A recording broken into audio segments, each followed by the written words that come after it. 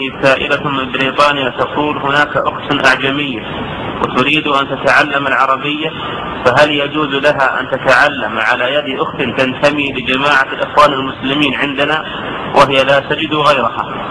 ما في بأس تتعلم العربية على يد مسلم من المسلمين أو حتى على يد غير مسلم. العربية ما يحتاج أن يشترط لها الإسلام حتى تأخذ العربية.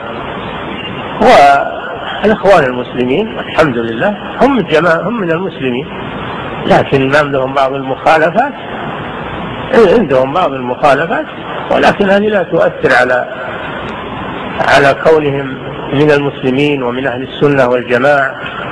المخالفة التي عندهم لا تخرجهم من أهل السنة والجماعة. نعم، فلا ينبغي الغلو في هذه الأمور.